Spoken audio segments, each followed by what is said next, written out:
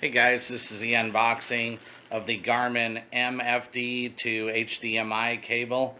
This is Garmin's part number 010-12390-20.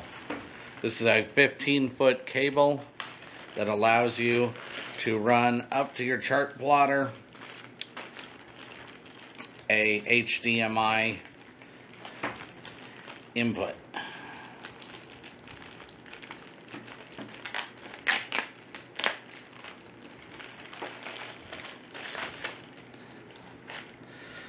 Comes with a weather packed connector. This will go to your chart plotter itself.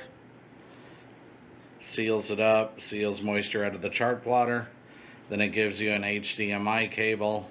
So if you're running any kind of input into the chart plotter, if you want to watch TV, movies, whatever, this allows you to run a signal into the chart plotter so you can actually watch the video on the chart plotter,